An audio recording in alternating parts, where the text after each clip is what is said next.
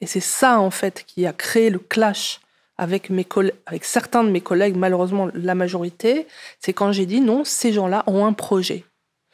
Et ils ont un projet, ils l'ont toujours dit depuis la naissance de la confrérie en 1928, et ce n'est pas parce qu'ils sont arrivés en Europe qu'ils ont abandonné leur projet.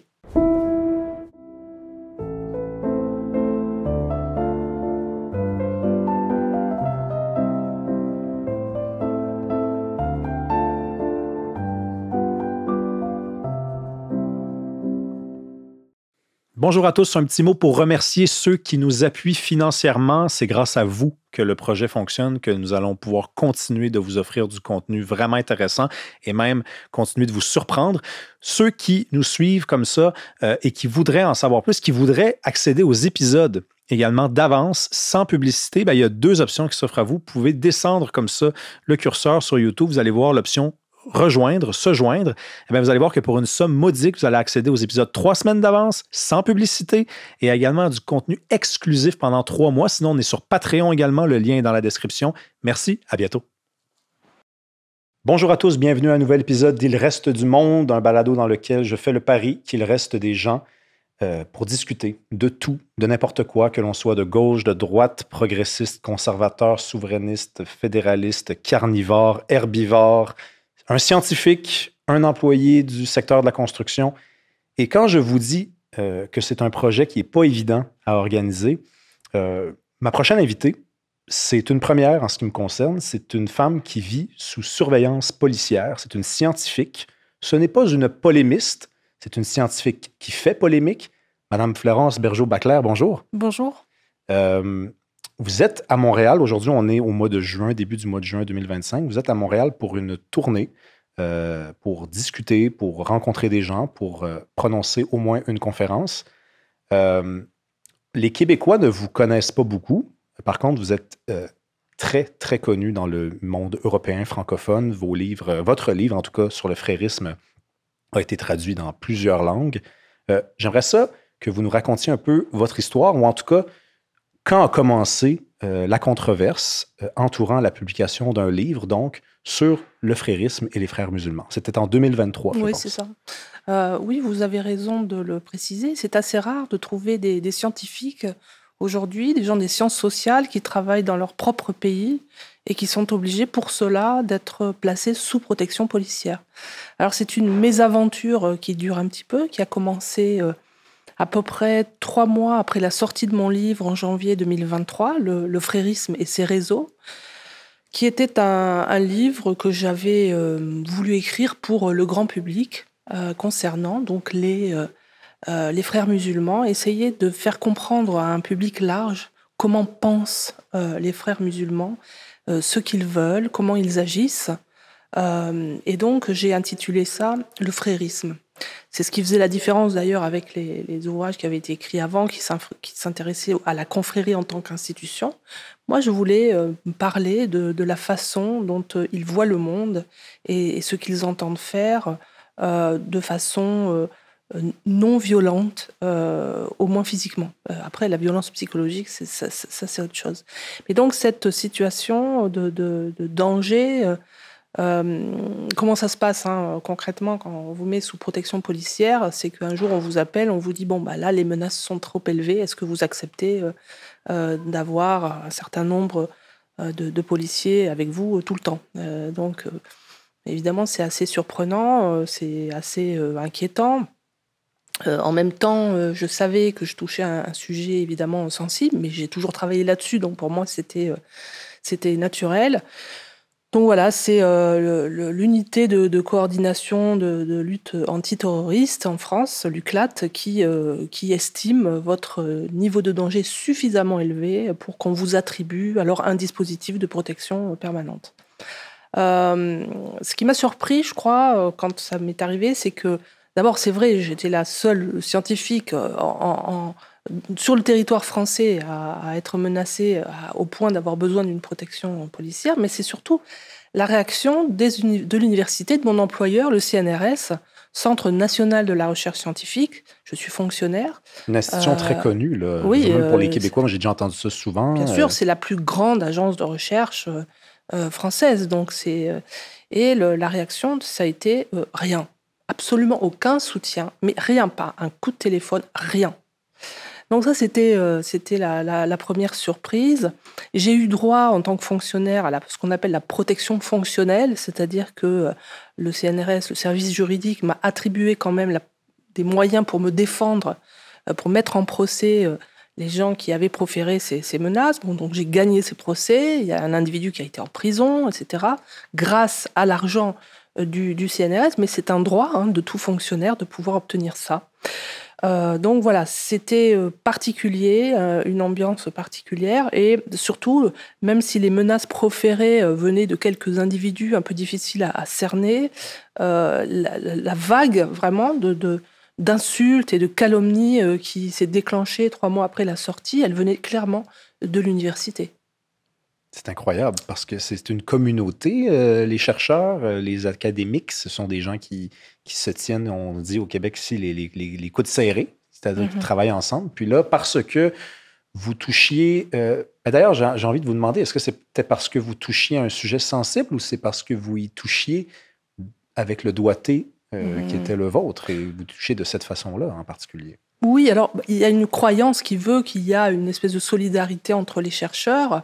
Alors on peut dire que c'est une véritable croyance, c'est plutôt un milieu très individualiste, de rivalité, de coups bas, qui a été aggravé par le fait que la recherche aujourd'hui est financée par des institutions internationales qui favorisent en fait les consortiums pluridisciplinaires et internationaux, ce qui fait que quand vous êtes dans un laboratoire, vous ne parlez pas à votre voisin, vous travaillez tout seul avec des gens qui habitent dans d'autres pays. C'est la seule manière, en fait, d'obtenir des financements de recherche, c'est de travailler dans des contextes très isolés, mais en networking, en réseau, en réseautage avec plusieurs pays. Donc non, les chercheurs ne sont pas du tout solidaires, ils sont placés en situation de compétition. Et puis, dans mon champ en particulier, c'est-à-dire l'anthropologie, la sociologie de l'islam, il est dominé par... on peut dire, alors sur le plan politique, plutôt la gauche radicale, et sur le plan scientifique, par des gens qui ont préféré substituer à l'étude de l'islamisme l'étude de la discrimination islamophobe. Oui, c'est qu'ils le prennent à l'envers. C'est ça. C'est-à-dire qu'ils ne cherchent même plus la source du sujet, c'est-à-dire ce qu'est l'islam, ce qui est devenu, mais plutôt ce qu'on en fait à travers les études médiatiques, les études sur le discours. C'est une belle façon d'éviter le sujet, ça. Oh, pas forcément, mais en tout cas, c'est une façon de privilégier une certaine approche qui est celle de l'individu indigène. C'est-à-dire, vous ne pouvez parler finalement de l'islam que si vous êtes musulman vous-même et si surtout vous avez un discours qui peut s'entendre dans l'espace public, c'est-à-dire généralement militant. Qui c'est qui parle de ces activités comme ça spontanément et qui a un discours construit? C'est généralement les militants. Sinon... quand vous allez enquêter sur un terrain, quand vous êtes anthropologue, vous voulez savoir comment les gens vivent, ce qu'ils font, etc. Ils n'ont généralement pas de discours à prêter. C'est le travail de l'anthropologue, justement, de les faire parler, de découvrir leur mode de vie, la façon dont ils élaborent leurs relations, etc. Mais vous avez, et là c'est beaucoup plus facile, pour les anthropologues dont je parle, ils vont en fait interroger des militants qui ont un discours très construit sur leurs pratiques et sur leurs croyances. Et donc, c'est beaucoup plus facile pour eux, c'est beaucoup plus difficile pour un anthropologue qui fait un véritable travail. Mais qu'est-ce que ça veut dire? Ça veut dire que vous prenez la question de l'islam par le discours sur l'islam et le discours militant sur l'islam. Donc, vous obtenez généralement un discours radical, celui des frères musulmans qui sont hégémoniques dans le champ religieux. Mais, bon, plongeons dans le cœur du sujet. Vous parlez de frérisme. Pour les gens qui l'ignorent, c'est un terme relatif aux Frères musulmans, une organisation qui est née à la fin des années 20, je pense que c'est 1928, l'année exacte.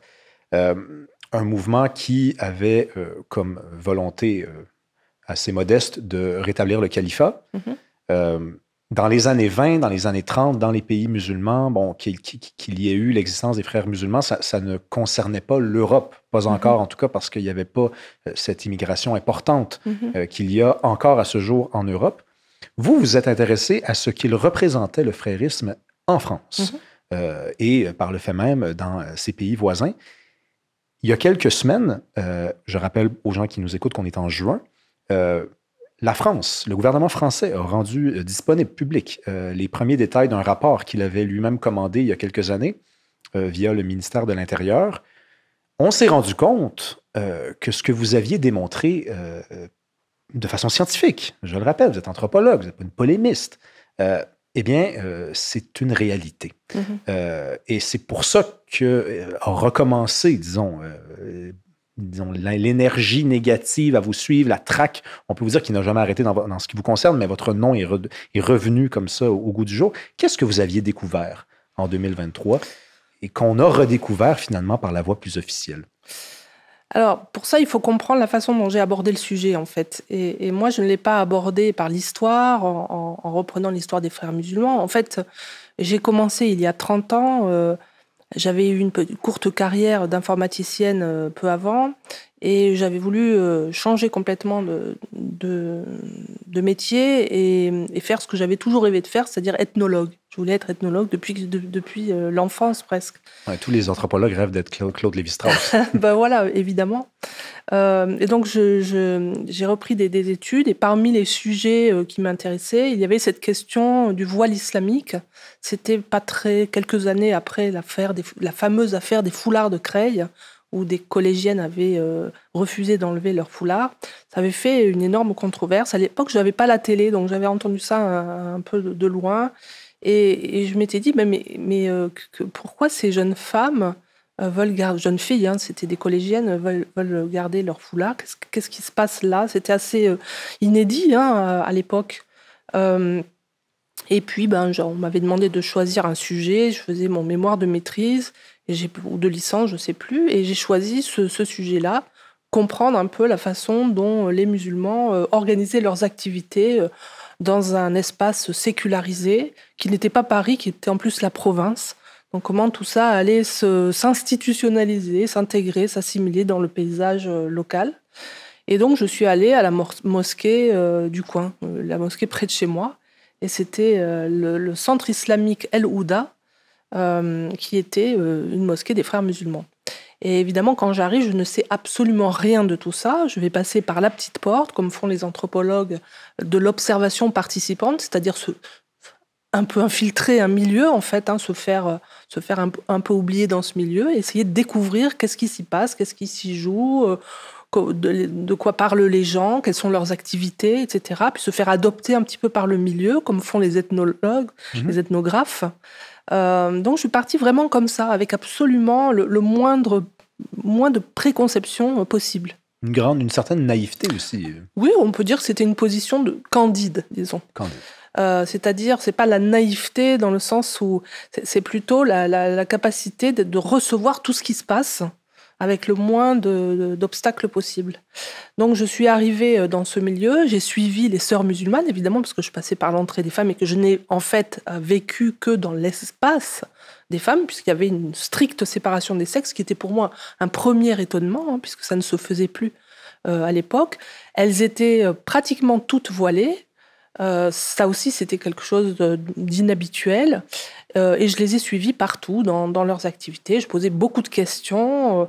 Et puis, comme on est très attentif à la situation de communication, nous les anthropologues, enfin ceux qui font leur travail, disons, je me demandais pourquoi elles me répondaient si facilement à toutes mes questions. Je pouvais poser 50 000 questions, elles étaient toujours prêtes à répondre, prêtes à m'aider à comprendre, etc. Jusqu'à ce que je m'aperçois qu'elles avaient une volonté. Il y a toujours, de toute façon, il y a toujours une projection que vos interviewés font sur vous-même. Et là, c'était qu'elles pensaient que je voulais me convertir. Et j'avais pourtant bien indiqué que je voulais juste travailler. J'ai pas l'intention...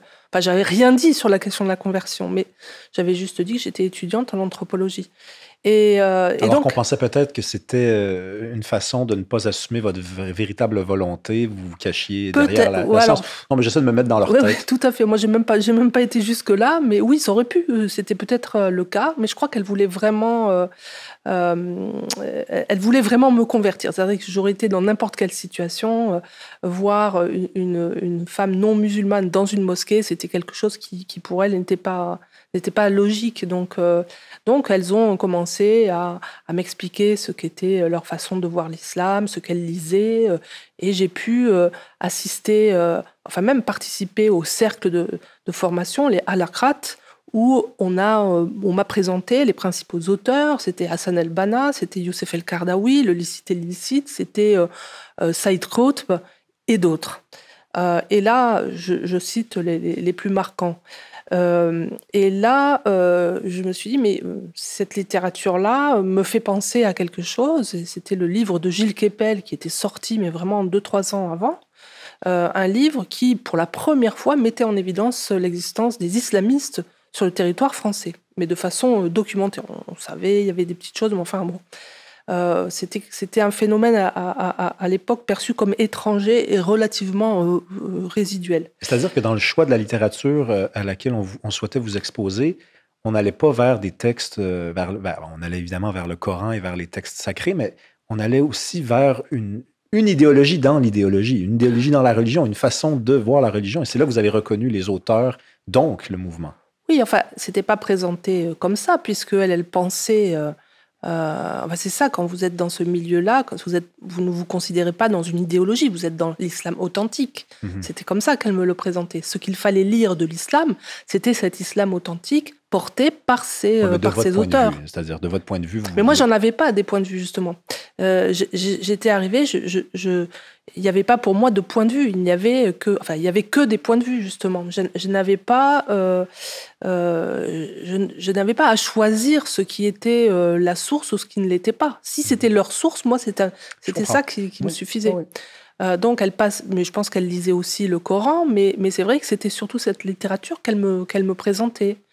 Donc, j'ai appris, grâce aux travaux de Gilles Kepel, qui étaient ces gens et ce qu'ils voulaient. Enfin, c'est-à-dire un univers intégriste. Hein, c'est comme ça qu'on les appelait à l'époque. On disait les intégristes. Et puis, quand j'ai rapporté cet élément à l'université, on m'a dit c'est pas intéressant.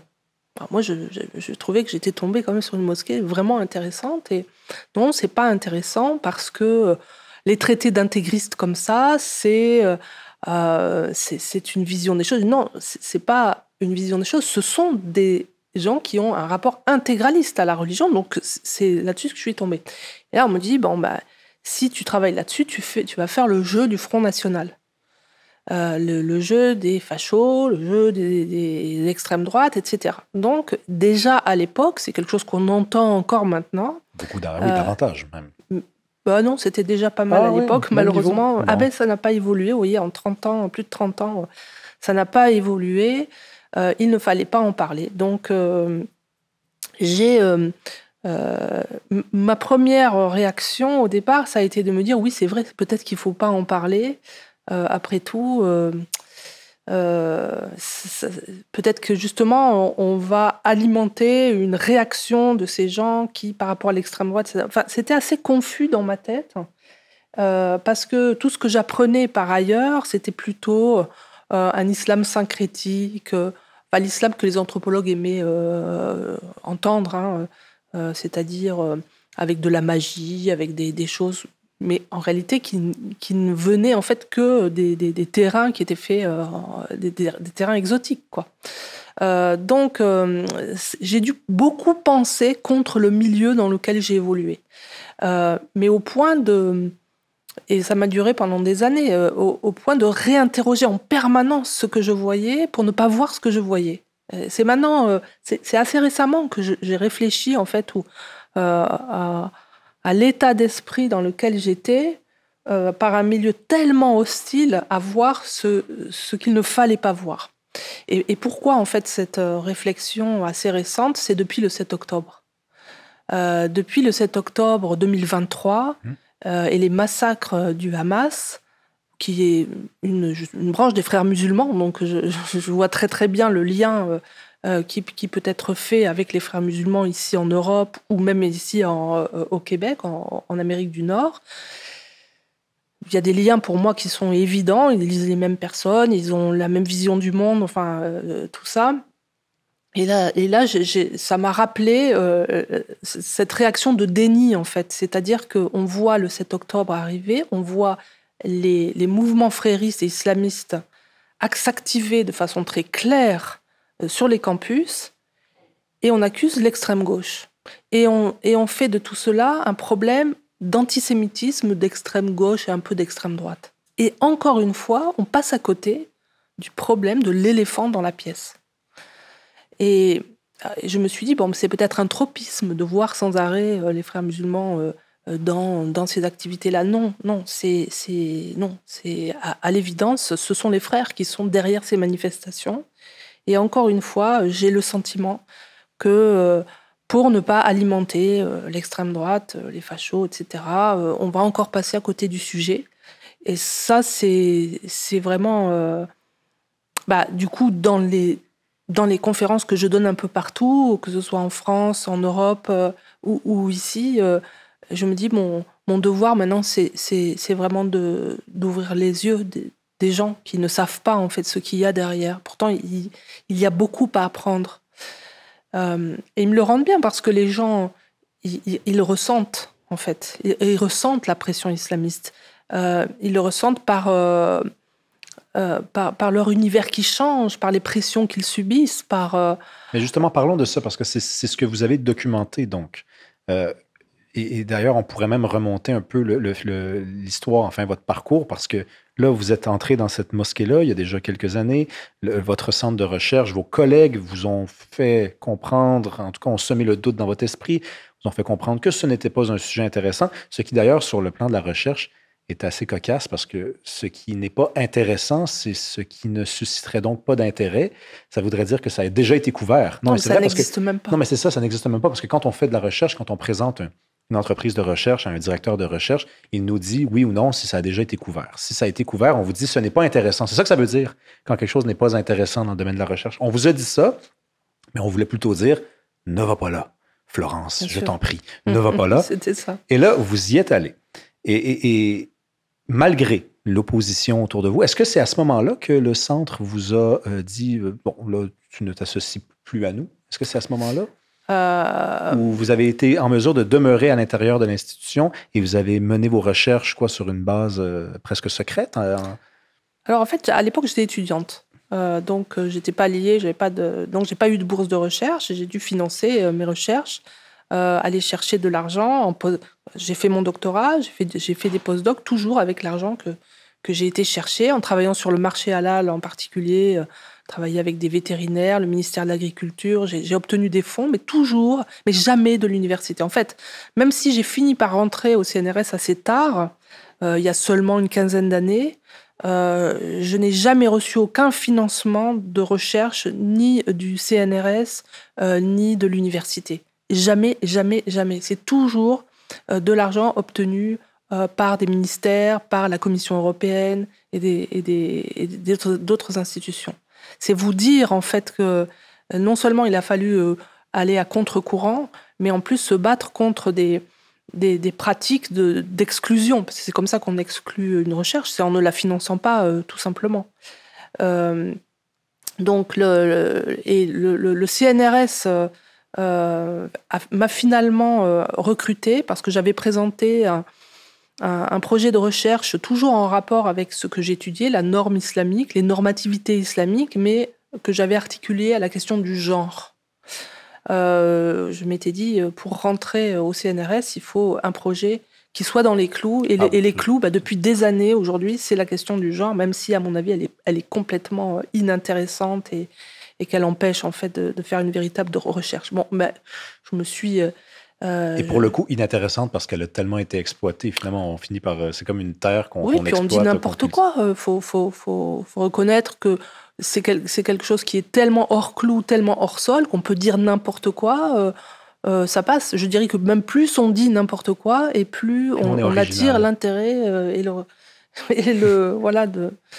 l'originalité des gens, en fait, qui s'ennuient profondément. Le monde de la recherche, et des sciences sociales, c'est un monde où les gens s'ennuient énormément, et il faut toujours créer du paradoxe. Il faut toujours trouver des choses paradoxales. Quand les premières femmes voilées sont arrivées sur le territoire français, mes collègues s'amusaient beaucoup de la femme voilée avec un téléphone. Ils trouvaient ça vraiment extraordinairement drôle. C'était vraiment un niveau un peu déplorable de gens qui sont passés en fait de l'école, de l'université à leur poste de prof ou d'enseignant ou de chercheur et qui ne connaissent rien à la vie, qui ne connaissent rien au monde et qui ont besoin de s'exciter un peu sur des sujets parce qu'ils ne savent pas penser par eux-mêmes. Ce sont des espèces de coalitions rivales, un mandarinat où il faut placer ses pions, etc. Enfin, c'est un milieu très difficile. Quelqu'un pourrait vous dire que vous semblez être amer, mais honnêtement, avec le traitement qui vous a été réservé, l'amertume est la moindre des choses. Là. Alors, c'est pas de l'amertume parce que, en fait, je n'ai connu que ça. Okay.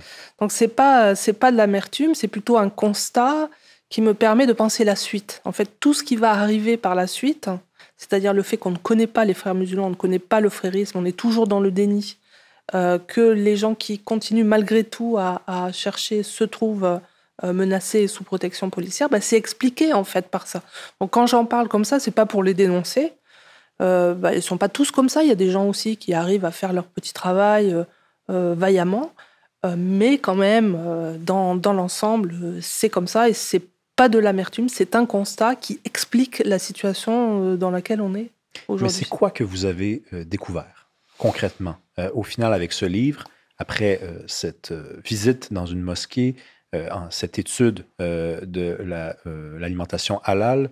Vous avez même étudié, je pense, l'homosexualité. Oui, c'est ça. C'est grâce à ça que j'ai pu rentrer les gays musulmans. Oui, et j'ai d'ailleurs écouté une entrevue que vous avez accordée à André Berkoff qui vous a répondu du tac au tac. Finalement, vous prenez des sujets toujours un peu... parce que vous êtes un peu dans la provocation, dans la mesure où vous allez là où vous savez qu'on vous attend avec un bat de baseball. Non, là, je vous l'ai dit, en fait, j'ai choisi ce sujet parce que c'était la seule possibilité pour moi de rentrer au CNRS. Oui. Et que c'était justement des sujets comme ça qui leur plaisaient. Donc, vous voyez, il y a toujours... non, il n'y a pas de provocation. Chez moi, il y a au contraire une cohérence. Une grande cohérence de vouloir comprendre ce qui se joue et d'avoir les moyens de le faire.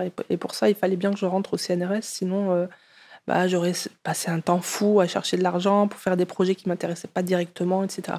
Vous avez dit l'alimentation halal. Non, je n'ai pas travaillé que sur l'alimentation halal. J'ai justement découvert que l'alimentation halal ou le marché des produits halal était une invention des années 1980. C'est l'objet de très nombreux articles que j'ai faits et d'un livre qui s'appelle « Le marché halal ou l'invention d'une tradition » où je montre justement qu'il n'a pas de frontières, qu'il s'étend en permanence. Il commence par la viande, se poursuit par la nourriture, puis les produits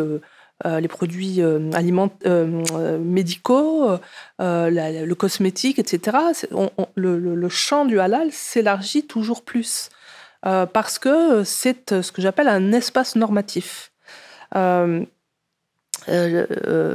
Pour comprendre en fait cette extension du marché halal, il faut comprendre ce que je vais ensuite définir comme le frérisme, c'est-à-dire la volonté en fait d'installer des sociétés charia compatibles.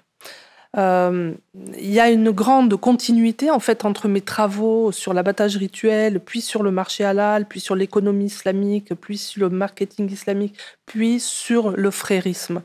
C'est qu'en fait, ce qui m'a permis de comprendre le frérisme, ce n'est pas d'aller étudier seulement la confrérie en tant qu'institution, c'est leur action sur la norme et sur la transformation leur terrain de jeu, et des populations musulmanes, avec une ambition, et c'est ça en fait qui a créé le clash avec certains de mes collègues, malheureusement la majorité, c'est quand j'ai dit non, ces gens-là ont un projet. Et ils ont un projet, ils l'ont toujours dit depuis la naissance de la confrérie en 1928, et ce n'est pas parce qu'ils sont arrivés en Europe qu'ils ont abandonné leur projet. Et la doxa, c'était d'expliquer que finalement, c'était devenu des conservateurs prêts à adopter la démocratie, comme comment il s'appelle le Turc, Erdogan par exemple. Erdogan, ils avaient prédit, tous ces gens-là, qu'il deviendrait un démocrate musulman. Ils s'étaient complètement trompés. Et ils continuent d'ailleurs à répéter, Ben oui, ils vont se tromper à avec répéter ça parce le que nouveau Syrien, le Syrien qui est venu exactement, visiter. El Chara, c'est exactement, vous avez raison, c'est exactement le même processus.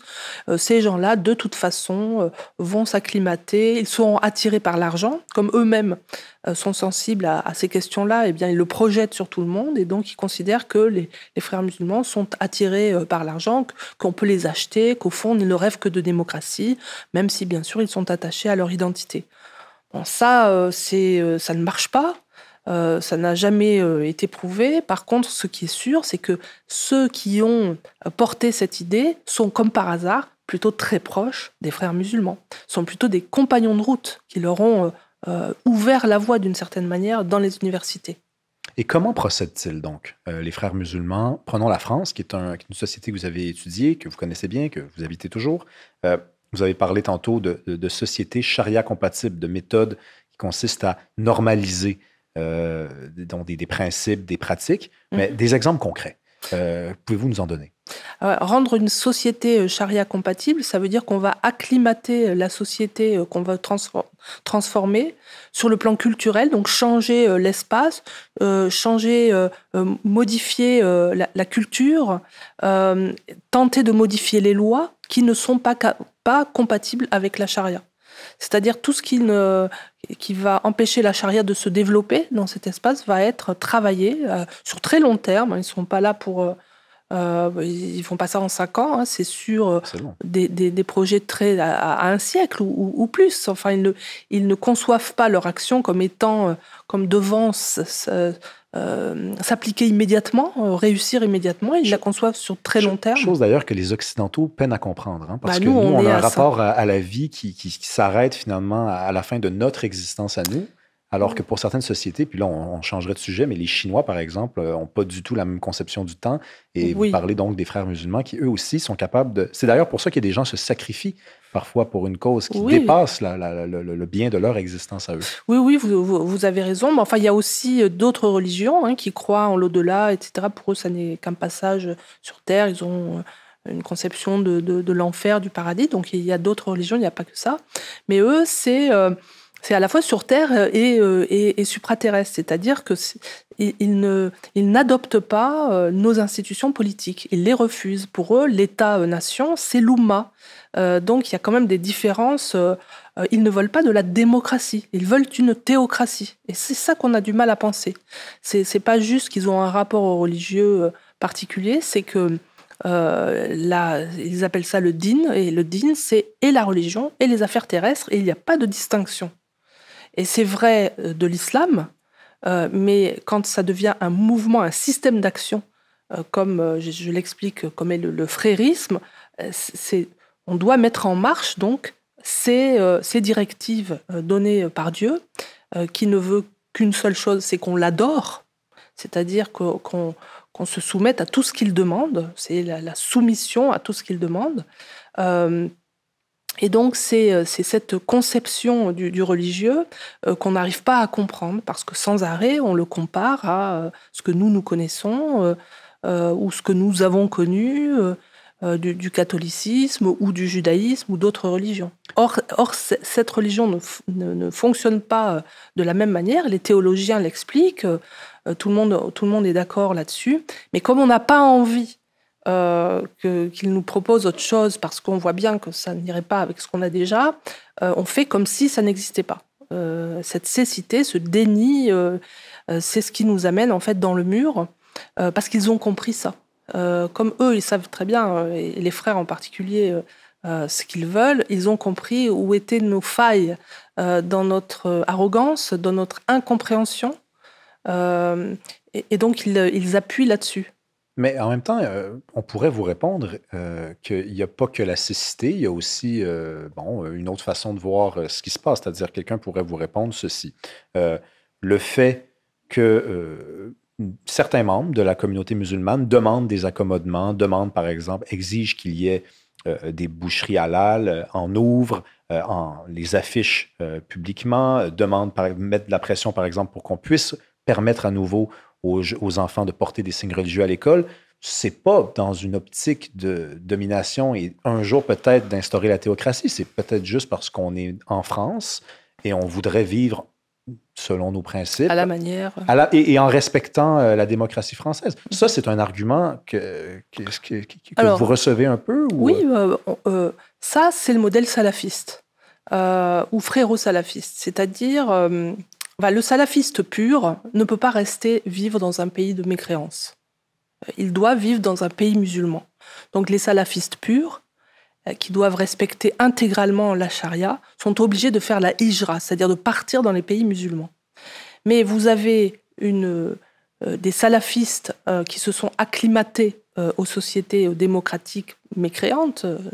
Le Dar el-Harb, c'est normalement le territoire où on doit mener la guerre.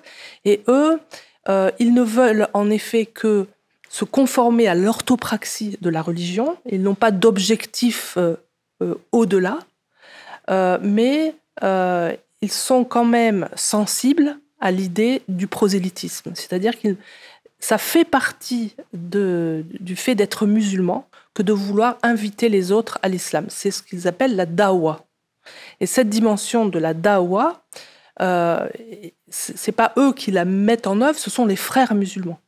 C'est-à-dire que les frères, je les définis comme un système d'action. Ce n'est pas une école théologique ou un courant juridique. C'est un dispositif fait pour amener l'ensemble des musulmans, quelle que soit leur sensibilité, qu'ils soient des soufis, des salafis, des frérots salafis, comme j'ai dit, ou des libéraux. Il faut les amener vers la création de ce califat mondial. Donc c'est un moteur. C'est un moteur, c'est quelque chose qui doit activer. C'est ce que Youssef El-Qaradawi appelle le mouvement islamique. Donc vous avez des salafis qui effectivement veulent juste respecter les ordres de Dieu, mais bon, ça couvre quand même, c'est complètement incompatible avec la démocratie, il faut être clair, et c'est incompatible évidemment avec la laïcité, ça va de soi. Mais on pourrait dire que à force, il pourrait se trouver un espace communautaire un peu protégé, comme il y a d'autres communautés qui se replient sur soi, et puis vivre comme ça. Mais non, il y a quelque chose derrière, et qui s'appelle les frères musulmans, et qui sont là justement pour activer tous ces groupes musulmans, pour les faire aller vers le califat. C'est leur projet. C'est un dispositif conçu comme ça, très hiérarchisé. Vous avez dans la confrérie un guide avec un conseil religieux, avec différentes strates régionales, locales, la famille étant ce qu'ils appellent la famille l'Ousra, c'est-à-dire la famille des frères. C'est pas la famille au sens biologique. C'est le premier niveau où on va apprendre la religion telle que l'a enseignée Hassan el-Banna et ses disciples pour justement mettre en marche ce grand mouvement islamique. Donc tout ça est structuré justement pour activer cette extension califale qui est la dawa, qui est le désir de Dieu. Ça fait partie des choses à... Et les méthodes, donc, parce que ils ont une compréhension incroyable de ce qui est devenu l'Occident, donc un Occident qui, à mon avis, est décadent, un Occident qui n'est plus en situation de force, qui est constamment à se compromettre, à chercher à concilier, à ne plus vraiment s'affirmer. Donc, ils le savent, ils agissent en sachant très bien cela. Ils appuient même dessus. Oui, c'est ça. Je voulais vous donner un exemple. Oui, allez-y. Sur le fait d'appuyer la chaîne AJ+, qui est la petite sœur de Al Jazeera, donc financée par le Qatar. Comme Youssef El-Qaradawi était financé par le Qatar, et Youssef El-Qaradawi a été un prédicateur pendant des années diffusé par le Qatar. Donc le Qatar joue un rôle très très important dans la diffusion du frérisme. Mais bien dans cette chaîne AJ+, il y a deux orientations qui peuvent paraître assez contradictoires. C'est d'abord, bien sûr, le soutien à l'islamisme, les affaires de voile, etc., beaucoup de victimisation, l'islamophobie, etc., et aussi un soutien aux LGBTQI, etc., c'est-à-dire une espèce de coalition des minorités, alors que c'est complètement contraire, évidemment, à la charia et à tous ces principes. Ils font ça en se pinçant le nez, quand même, là. Même pas, même pas. Vous avez, au contraire, ils utilisent en fait des personnes qui n'ont pas l'air musulmanes justement, mais qui sont complètement affines avec les normes et les valeurs qu'ils défendent. Et donc, vous allez voir une brave jeune femme se moquer de tout ce que fait du pouvoir, du ministère de l'Intérieur, du rapport sur les frères musulmans. C'est une espèce c'est de l'ironie en permanence. Mais en attendant, et donc ça fait que le voile, c'est pareil que le LGBT, que c'est pareil. Tout ça, en fait, qui s'adresse aux jeunes, hein, la J+, ça s'adresse vraiment aux jeunes, banalise en fait tous ces signes, tout ce qui appartient en fait à la structure de l'islam et à son projet de constitution solide d'une société, c'est présenté comme n'importe quelle option, variation de la société multiculturelle, etc. C'est ce qu'on appelle l'islamo-gauchisme, dans le fond. C'est cette alliance entre... en fait, c'est une expression qui est très populaire en France. Oui, c'est un islamo-wokisme, alors ici. Islamo-wokisme. Ouais, ici, ouais. Là, en France, c'est une expression très connue. Non, dans AJ+, c'est vraiment de l'islamo-wokisme. Okay. Il n'y a pas beaucoup de théories de gauche. Pas là. Mais par contre, si vous prenez... au Québec, tous les woke sont de gauche. Hein. Je ne sais pas si c'est pareil en France, là, mais... Ouais, oui, c'est vrai, mais je fais un peu... mais il faut la faire, vous avez raison, parce qu'il y a des gens de gauche qui ne sont pas des woke. Oui, aussi. Et puis, parce que il y a un projet politique dans la gauche radicale, un projet révolutionnaire, alors que chez les woke, c'est plutôt du nihilisme. C'est pas tout à fait pareil. C'est un peu... Le woke, c'est vraiment l'idiot utile d'à peu près tout le monde. Ah oui. C'est celui qui veut tout déconstruire, mais ne peut rien construire oui. en fin de donc, compte. Il sert les intérêts de tous les groupes révolutionnaires, donc la gauche radicale aussi bien que des islamistes. Mais ils sont... leur but, c'est... on ne comprend pas très bien, d'ailleurs, leur but, à part de tout déconstruire, de tout... déconstruire le genre, déconstruire tout ce qui existe, c'est un bulldozer en fait qui sert les intérêts d'une société bien construite et bien conçue comme celle des frères. En fait, c'est intéressant que vous disiez idiot utile parce que puisque les frères musulmans auraient la stratégie en tête de construire quelque chose de nouveau, ça prend... Quand on construit une maison, ça prend d'abord des gens qui viennent démolir ce qui existe. Oui, c'est ça. Donc, le wokisme serait ces employés de construction qui viennent démolir et ensuite on construit par-dessus. C'est ça. Et il y a de véritables stratégies pour être entendus par les woke, par la gauche radicale. Donc, ils forment des individus qui sont préposés en fait à aller travailler différents milieux. Donc, moi, j'en ai un, par exemple... alors, je ne sais pas si les frères musulmans assermentés, parce qu'il faut expliquer, donc les frères musulmans, c'est une confrérie secrète avec un certain nombre de personnes assermentées, plutôt très peu. Par exemple, en France, on a 8 millions de musulmans à minima, et il y a entre 500 et 1000 frères musulmans assermentés. Mais au-delà de cette confrérie secrète, donc de gens qui dévouent leur vie à la confrérie, il y a un autre cercle qui est constitué de gens qu'ils ont formés, mais qu'ils n'ont pas recrutés, parce que ça ne leur convenait pas, etc. Exemple, ils vont repérer un personnage, on va essayer de le recruter, ils vont l'approcher, lui donner un mentor, et puis ce mentor va travailler avec lui les textes, et puis après il va lui proposer de participer à des activités, puis après d'avoir des responsabilités, etc. Ça peut prendre des années. Et s'il ne convient pas, il est laissé de côté. Mais dans ce cas-là, la cible, l'individu, ne saura jamais qu'il a été approché par les frères. Il ne le saura qu'au moment où on lui propose de rentrer, c'est-à-dire après avoir passé un certain nombre d'étapes.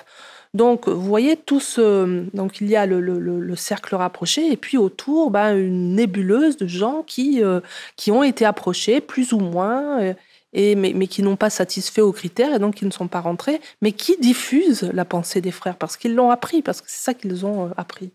Et en France, ils détiennent la majorité des institutions de formation des imams, ils sont très influents. Dans un pays comme la Belgique, ils ont... puisque l'enseignement religieux est obligatoire, alors il est optionnel, vous pouvez choisir christianisme, islam, etc. Mais sur l'enseignement islamique, ils se sont proposés pour être les professeurs. Donc ils ont, par ce biais-là, islamisé une ou maintenant 2 générations. Et donc ces gens-là, même s'ils ne sont pas des frères musulmans, ils ont été quand même approchés par ce logiciel frériste. Et pour eux, c'est ça le vrai islam, c'est ça l'authentique islam. Je veux qu'on reste dans les... parce que moi, je pense que pour les gens qui nous écoutent, c'est très important qu'il y ait des exemples concrets, qu'on reste... qu'on ne se réfugie pas dans la théorie, parce que de toute façon, vous le savez, c'est comme ça qu'on peut facilement s'en prendre à vous au plan des idées, c'est de dire, bon, ben, elle parle, mais quels sont les exemples? Par exemple, prenons la politique partisane. Il y a des grands partis en France. LFI. Est-ce que les frères musulmans ont une influence à travers ce parti-là? Et si oui, laquelle? Comment s'y prennent-ils?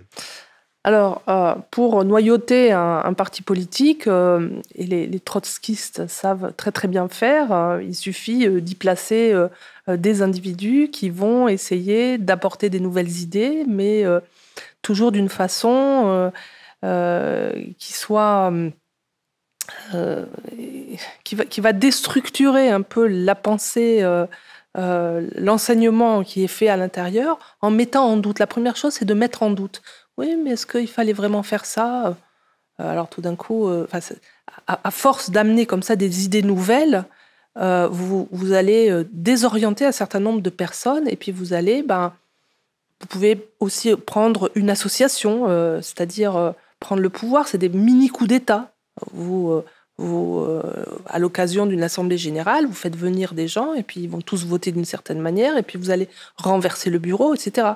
C'est des choses comme ça que d'autres groupes ont bien sûr essayé. Et ça se produit donc? Ça se produit vraiment? À l'intérieur de ce parti-là ou d'un autre parti en France? Vous avez beaucoup d'associations comme le MRAP ou le MRAX en Belgique, qui ont été pris comme ça, à peu près au même moment, fin des années 2000, qui sont devenus de véritables officines de la pensée frériste.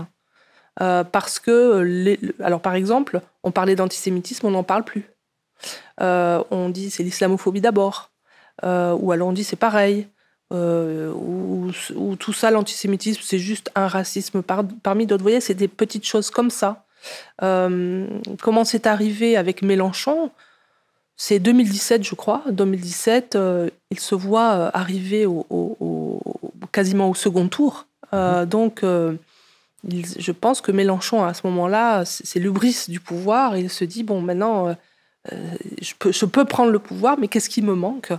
Et bien sûr, le vote musulman. Le vote des minorités. Et ça, la gauche avait déjà réorienté aussi ses politiques en direction des minorités, minorités sexuelles, minorités ethniques, etc. Parce que la classe ouvrière commençait à leur échapper, parce qu'elle allait plutôt vers les mouvements populistes, comme le Rassemblement national. Donc, ils ont trouvé un autre prolétariat. Le prolétariat de substitution, c'était cette population qui vote comme un seul homme. C'est ça aussi, c'est que les frères contrôlent le vote des musulmans. C'est là que Mélenchon, d'ailleurs, s'est mis à utiliser l'expression de créolisation de façon abondante. Là. Voilà. Imaginez une France qui n'aurait jamais été vraiment monolithique. En fait, la France a toujours été un ensemble de... il y avait les Francs avant, bon, à la Gaule, on s'est tous unis, puis tout un nouveau récit, en fait, de l'histoire, un récit qui faisait l'affaire, finalement, de cette nouvelle communauté qui arrive et qui revendique une place. C'est ça, et on a vu Mélenchon très violemment s'opposer au voile avant 2017, et puis depuis y être tout à fait favorable. Donc, le discours aujourd'hui de LFI, les recrutements de LFI sont des recrutements qui sont très favorables, qui sont fréristes, c'est-à-dire très favorables à la pensée des frères musulmans qui veut charia compatibiliser la société. Donc ça, pour moi, c'est assez évident depuis toujours le 7 octobre, où ils ont pris des positions pro-Hamas, mais sans complexe, quoi, en niant absolument les massacres du Hamas, en les relativisant systématiquement, en étant très présent dans les manifestations, dans les universités, sur les campus, et puis donc des individus très antisémites. Cet antisémitisme qu'on dit de gauche, et je suis d'accord, il y a toujours eu un petit côté antisémite dans la gauche radicale parce qu'elle était anticapitaliste et qu'il y avait un lien qui était fait entre les juifs et le capitalisme. Mais à ce niveau-là, non, ça n'a jamais été à un niveau aussi banal. Et il a bien fallu que quelque chose arrive. Et pour moi, c'est l'antisémitisme islamique. L'antisémitisme porté par des populations, pas toutes heureusement, mais enfin malheureusement beaucoup, c'est ce qu'avait montré Georges Bensoussan, un antisémitisme appris dès l'enfance et qui est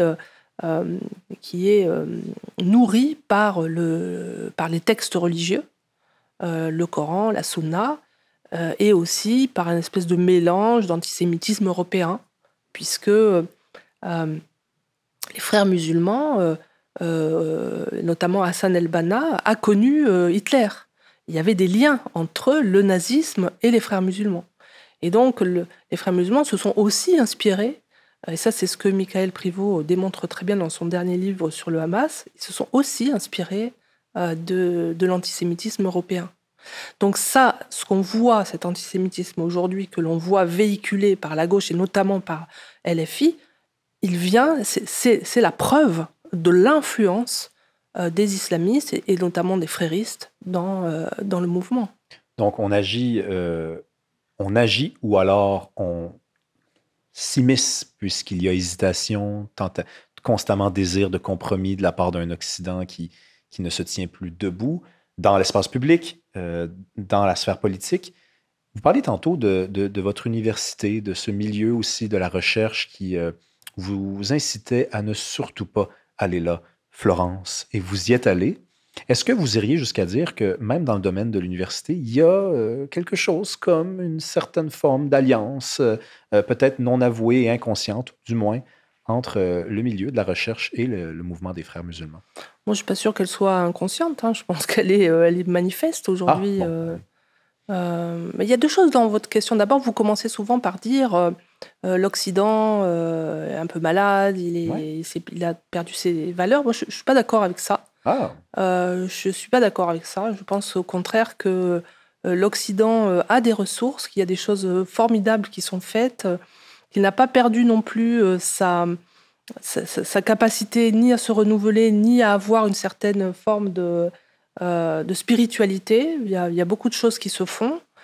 Mais par contre, il y a des attaques systématiques des milieux islamo-gauchistes contre cette réalité-là. En fait, je pense que quand on dit ça, on reprend sans le savoir le discours islamo-gauchiste. Au fond, je vous rassure, je dis pas que c'est votre cas. Ah ouais, non, mais merci beaucoup de préciser. Je dis pas que c'est votre cas, mais on l'entend souvent. On fait plus d'enfants, c'est quand même le signe du déclin. C'est le signe numéro 1 dans la liste des éléments d'un déclin. On ne fait plus d'enfants. Oui, mais c'est parce qu'on est très fortement culpabilisé. Enfin, on n'arrête pas de recevoir dans la figure qu'on est des racistes, qu'on est des gens, qui sommes un peu perdus, un peu. Je veux dire, à la fin, vous finissez par croire que c'est vrai. C'est performatif, ce genre de discours. On dit absolument la même chose.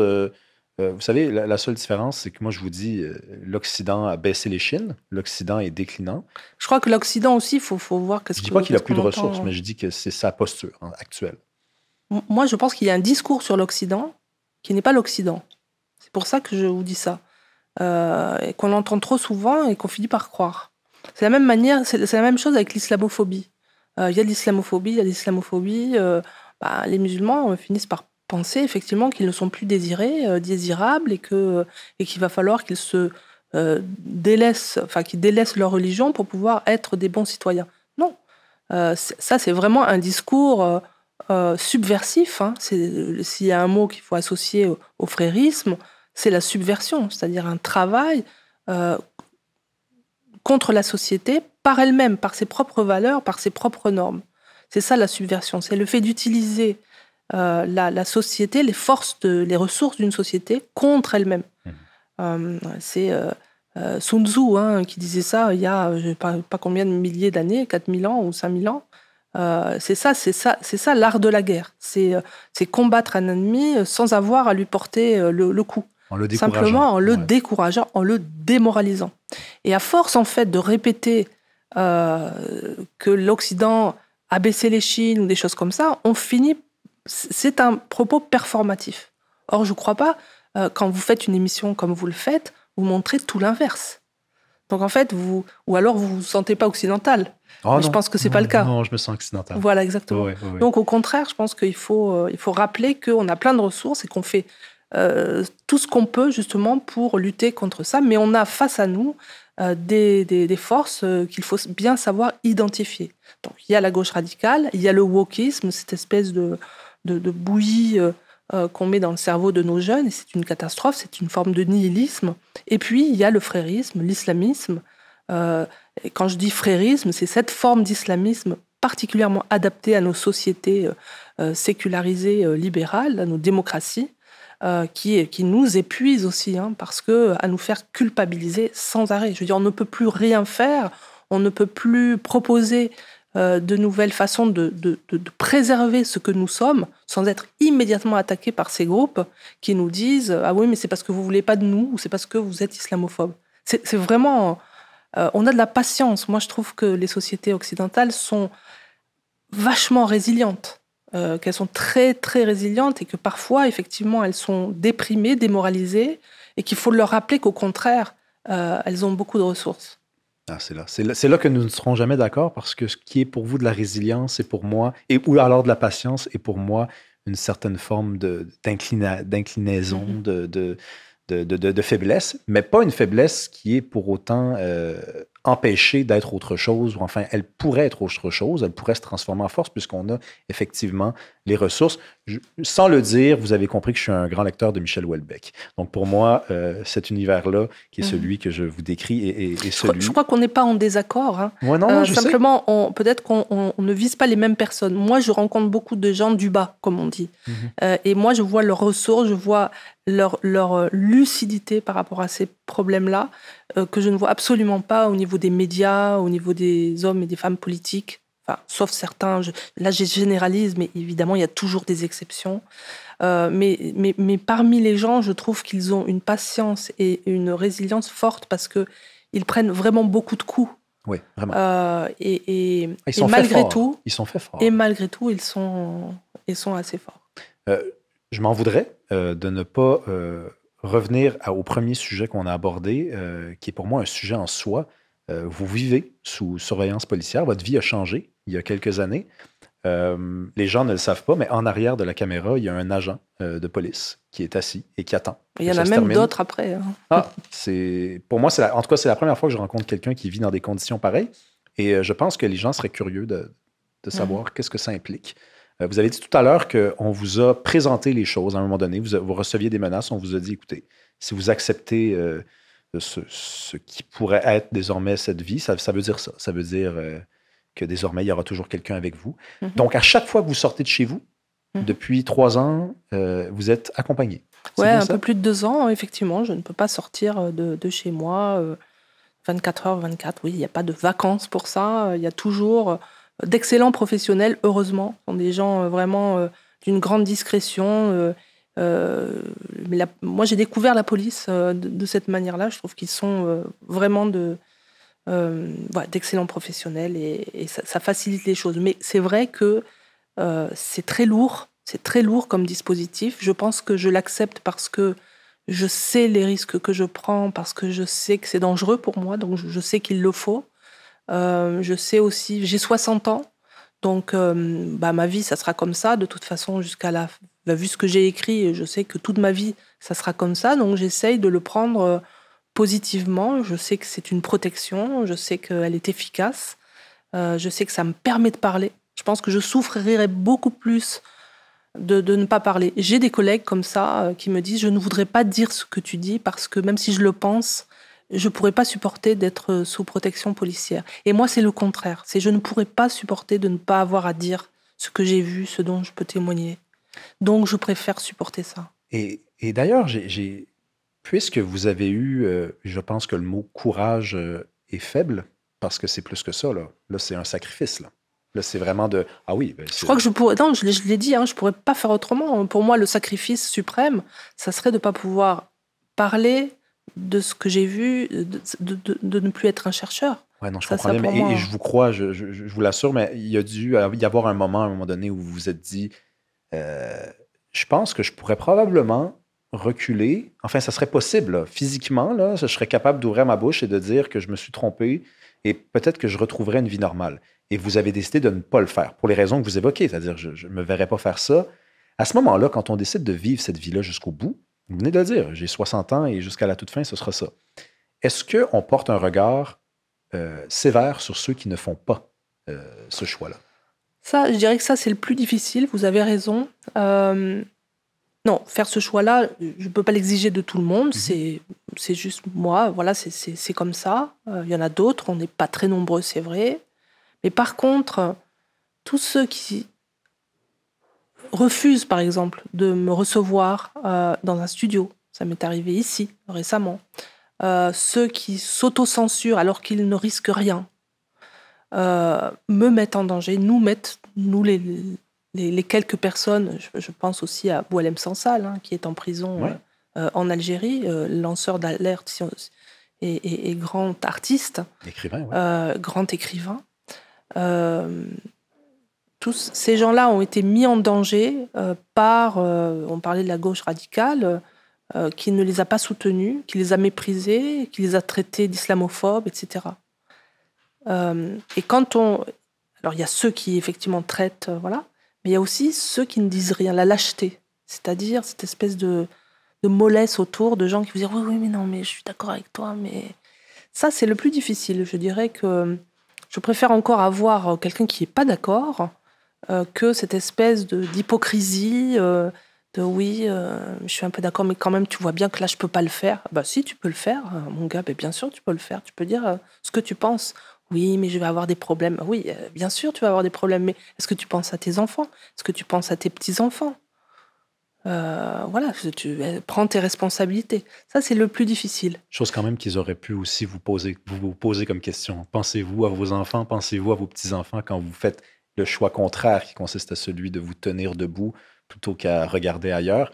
Parce que il y a vraiment deux visions du monde qui s'affrontent et c'est pour ça que je voulais savoir si vous vous permettiez de poser un regard critique sur ces gens-là.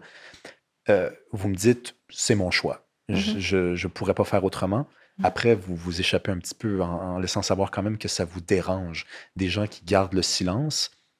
Parce que c'est vrai que le Dès lors silence... qu'ils me mettent en danger, sinon des gens qui disent ça m'intéresse pas, ben, c'est pas un problème. Chacun a sa mission de vie, son chemin. Ça c'est pas un problème. Mais les gens qui prétendent tenir un discours public sur ces choses-là et qui le tordent ou qui le lissent pour ne pas avoir d'ennui, pour moi c'est insupportable. Ouais. Je vous disais tantôt, avant qu'on entre en onde, que je pensais qu'on était, après la mort de Giordano Bruno, il y a déjà des centaines d'années, passé à autre chose. Les scientifiques ont décidément toujours été la cible de menaces et de traitements injustes. Euh, Est-ce que vous pensez qu'il y a une possibilité de faire mieux, c'est-à-dire de sortir de ce Oui. monde-là? Euh, Parce qu'on parlait tantôt de science, on parlait de recherche. Je vous ai déjà entendu dire que s'il y avait une chose que vous vouliez dans la vie, c'est débattre. En Mhm. fait, vous avez pas de problème. Vous cherchez le contradicteur parce que vous êtes une vraie femme de science. Le contradicteur va vous emmener ailleurs. C'est mieux que de se faire taire, que de dire je ne veux pas parler de ça. Vous êtes prête au combat, le combat des idées. Oui, c'est Euh, ça. Le combat des idées, il est nécessaire. On ne produit pas de connaissances sans confronter ce qu'on a trouvé. Mais il y a des règles du jeu. C'est-à-dire que c'est pas confronté comme ça avec des gens qui en fait vous mènent par le bout du nez, veulent juste vous faire parler ou faire des tours comme dans un cirque. Non, là c'est vraiment chacun est responsable de ce qu'il a trouvé. Il a élaboré ça selon les règles de la méthode scientifique et c'est avec ces armes-là qu'il va combattre quelqu'un qui a trouvé autre chose, qui est arrivé à d'autres conclusions. Ça, c'est vraiment passionnant, parce que parfois, il arrive que vous changiez de vision, d'interprétation de ce que vous avez trouvé. Vous dites, mais oui, mais il a raison, il a trouvé quelque chose. Et là, vous avancez, vous faites des progrès. Et le sentiment de progrès, je crois que c'est celui qui m'anime. J'aurais pu travailler sur n'importe quel sujet. C'était pas, vous avez dit tout à l'heure, vous choisissiez des sujets dangereux. Je pense vraiment que j'aurais pu travailler sur n'importe quel sujet à partir du moment où j'ai la passion de trouver quelque chose. Ça m'aurait de toute façon transporté. Donc le sentiment de progrès, c'est le plus intéressant. Et c'est pour ça que quand je suis rentrée dans le milieu de la recherche, j'étais très enthousiaste. J'étais aussi un peu déçue de voir que c'était pas vraiment la vérité qu'ils recherchaient. Je dis pas que la vérité, il y en a une et qu'on peut la trouver. Mais c'est ça qui nous anime. Nous, les chercheurs, un scientifique est animé par le désir de vérité. Il faut qu'il y ait la conception d'une vérité. Ça ne peut pas être juste tout est relatif. Mais il faut sortir d'un milieu qui est régi par les motifs et par la... Ah, on dit souvent, tes idées me heurtent. C'est un vocabulaire quand même, sans dire que c'est nouveau, parce que plus que ce ne l'est pas, c'est un vocabulaire qui nous empêche d'avancer, là. Être heurté, c'est pas une posture respectable dans un débat. Là. Tes idées me déstabilisent parce que j'ai rien à leur présenter en mieux. Mais ça, c'est quelque chose qu'on apprend à l'université, justement. Oui. Et là, je vous rejoins sur la décadence. La décadence, elle est plutôt dans ces milieux-là où, effectivement, tu dis un truc qui me plaît pas, tu heurtes mes idées, ma sensibilité, mais c'est odieux. Enfin, je veux dire, là, il n'y a plus moyen de débattre et donc il n'y a plus moyen d'organiser une démocratie. Donc là, effectivement, c'est la chute. Vous n'allez pas vous taire, donc? Non. Je pense pas, non, jamais de la vie, non. Puis vous allez continuer d'avancer dans cette direction-là, de traiter de ces sujets-là, malgré des menaces. Vous savez, ce que je trouve le plus triste, c'est que vous êtes une femme et qu'en temps normal, dans le monde d'aujourd'hui, il semblerait qu'il faille les protéger, qu'il faille s'assurer qu'elles puissent s'émanciper, qu'elles puissent avoir droit au même métier, au même traitement, aux mêmes honneurs que les hommes. Mais vous n'êtes pas une femme de gauche. Vous n'êtes pas une femme qui pense de la bonne façon. Et je trouve ça désolant. Parce que... Alors, je ne suis pas une femme de gauche, mais je ne suis pas une femme de droite non plus. En fait, je ne me situe pas par rapport à ce spectre politique. Mais je me retrouve évidemment plus aujourd'hui dans l'espace de la droite, dans l'espace des idées, parce qu'il y a, à mon avis, beaucoup plus de possibilités de débattre. Quand vous êtes du côté de la droite, vous avez la possibilité de débattre avec des gens avec qui vous n'êtes pas d'accord. Alors qu'à gauche, ça n'est plus possible. Mais c'est la gauche qui a changé. Moi, finalement, au départ, j'étais plutôt à gauche, mais la gauche a changé, donc je me retrouve plutôt à l'aise dans les milieux de droite. Merci, Florence Bergeau-Baclair. Merci. Merci à vous d'avoir été là. Écoutez, si vous aimez ce qu'on fait, vous pouvez partager l'épisode, vous pouvez le commenter, vous pouvez en discuter. J'imagine qu'il y a des gens de la France qui vont regarder cet épisode-là. C'est un balado québécois. On fait ça à la québécoise. D'ailleurs, j'aimerais m'excuser au nom des Québécois, puisque vous avez eu quelques ennuis dans votre séjour ici. Je vous promets que si vous revenez plus longtemps, vous allez rencontrer un peuple qui en a marre de l'intimidation aussi et du harcèlement et qui aime les idées et qui a le courage de les défendre. À bientôt.